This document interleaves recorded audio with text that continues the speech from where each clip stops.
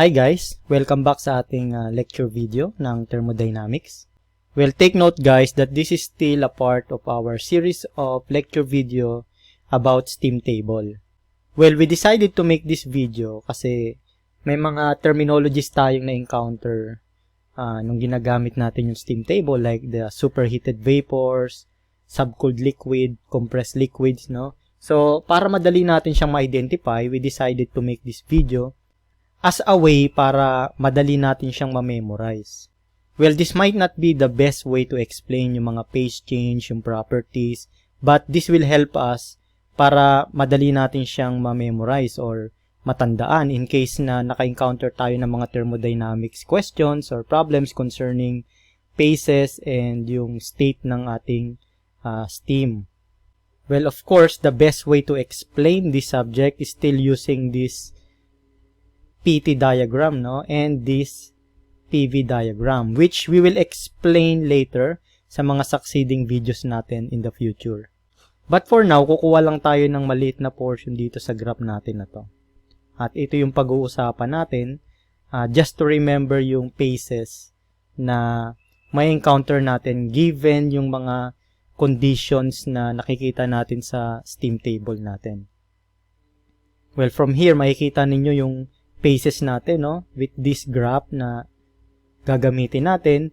On the top side, we have the liquid phase, and on the right side, we have the gas phase, no.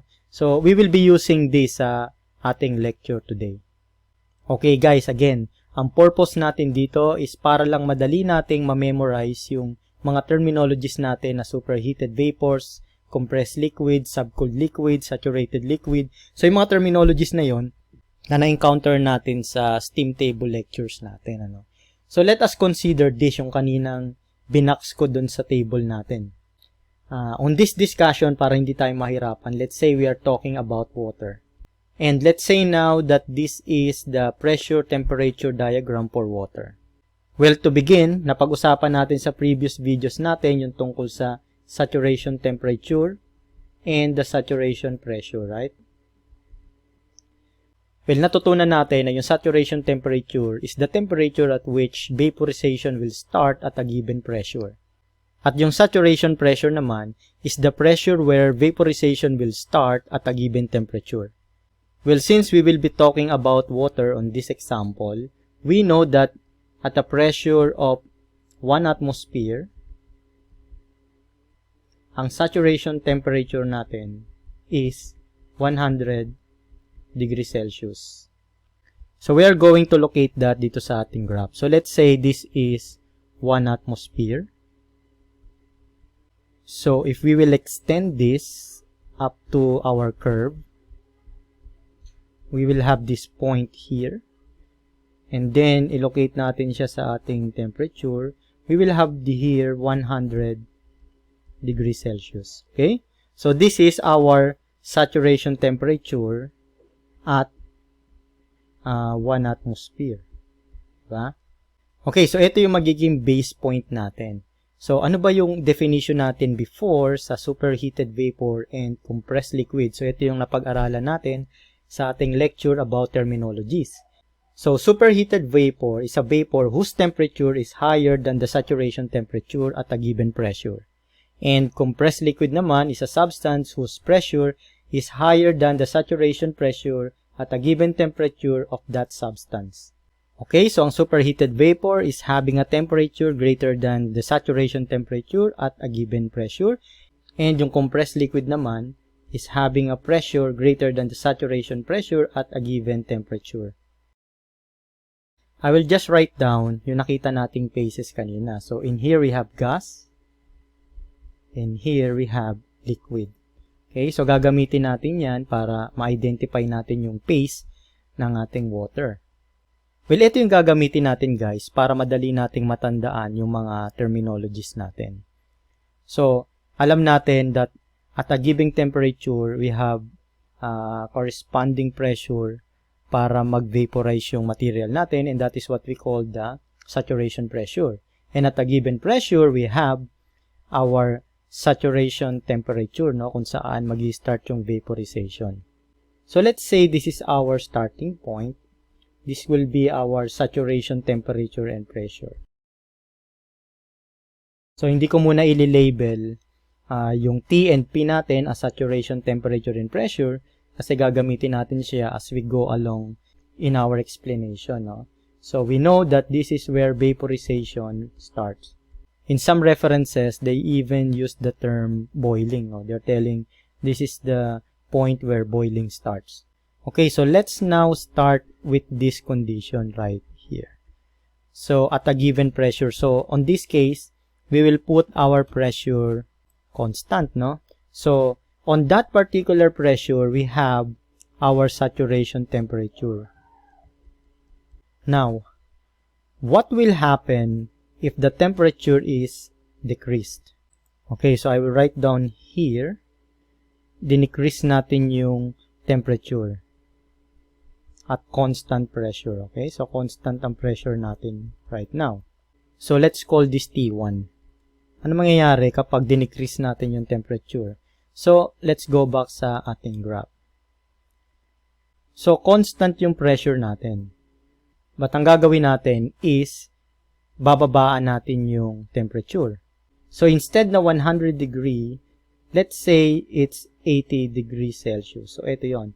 Same pressure, but lower temperature. So, ito ang ating T1. So, as you can see, nandito siya ngayon sa region ng liquid. That means that on this condition, we are in the liquid state. Okay? So, on this condition, temperature is less than the saturation temperature. Now, on this state, if the temperature is less than the saturation temperature, this is what we call subcooled liquid. Okay, so I will label this here as subcooled liquid. Okay, actually guys, this is the case of water at room temperature. Because as you can see, for example, we have here a glass of water. And then our pressure is 1 atmosphere. We know that the water will boil at 100 degrees Celsius, diba? But at room temperature, let's say this is 25 degrees Celsius. So as you can see, this is temperature less than the saturation temperature. So that means on this condition, our water is subcooled. So I will label it here now as T1 is subcooled. Okay. Bago tayo magpatuloy sa ating discussion, we would like to ask for your support to subscribe to our YouTube channel. Please click on the notification bell para lagi kayong updated sa mga ipopost naming mga video. We also like to invite you to register sa aming website, www.enginerds.org. Our website is an online community for Filipino engineers, engineering students, and STEM students. Now, what will happen if the temperature is increased? Okay? So, nandito na tayo ngayon. Let's go back sa ating graph. Now, at constant pressure, mag-i-increase tayo ngayon ng temperature. Let's say we increase until T2, which is 120 degrees Celsius, for example. So now, in here, we increase our temperature T2. So it's now higher than the saturation temperature.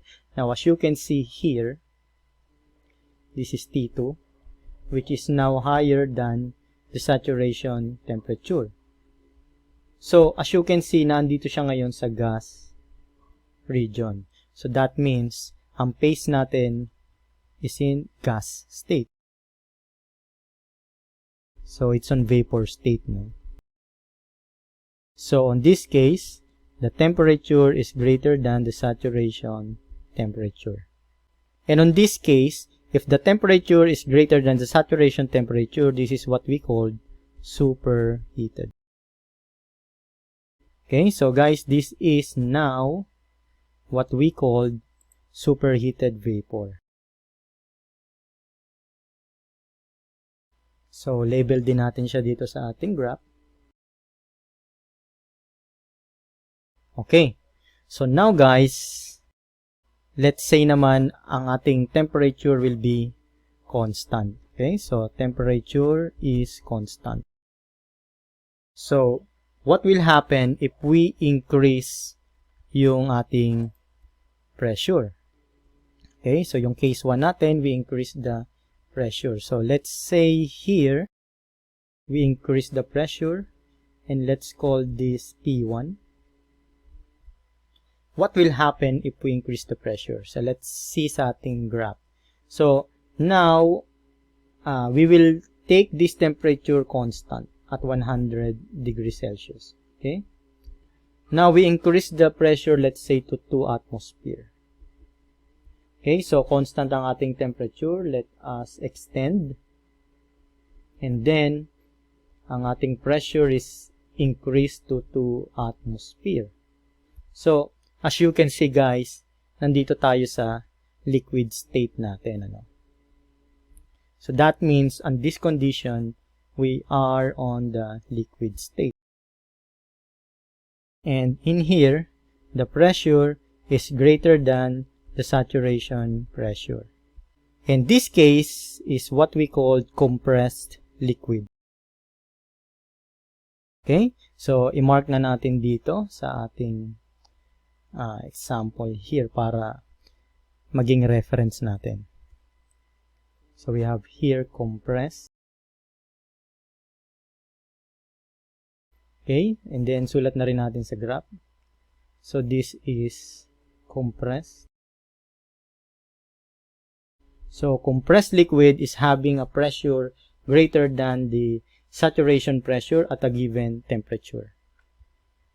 Now guys, what will happen if the pressure is decreased? Okay? So, isulat natin dito uli. What will happen if the pressure is decreased? So, we have here P2. Tignan natin sa graph what will happen.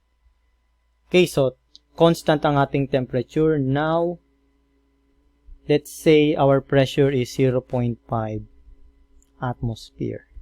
So, let us extend. And dito sila magmi-meet. So, this is now our point P2. Okay? Now, as you can see, naandito tayo sa gas phase. So, therefore, we are on gaseous phase. So, in here, pressure is less than the saturation pressure. Okay, so, anong tawag natin dito guys? Now, have a look again sa ating graph. So, anong mapapansin nyo guys? So, at this given pressure guys, which is 0.5 atmosphere, meron diyang corresponding saturation temperature, right? So, kung i-extend natin tong table, makikita natin that in here, dito natin makikita yung saturation temperature niya of P1, di ba? So, makikita natin dito na yung temperature natin na 100 degrees Celsius is greater than the saturation temperature niya at 0.5 atmosphere, di ba? So, ang T-sat natin dito is ito. Okay? Now, as you can see, yung temperature natin is greater than the saturation temperature. So, on this case, it also means that our temperature is greater than the saturation temperature, which is kapareho nito, guys. So, that is why this is also called the superheated vapor. Okay, so sulat natin dito, guys. So, we have here a superheated vapor. So, sa ating table, we have here superheated vapor. Okay, so ito yung tatandaan natin guys para madali natin siyang ma-memorize.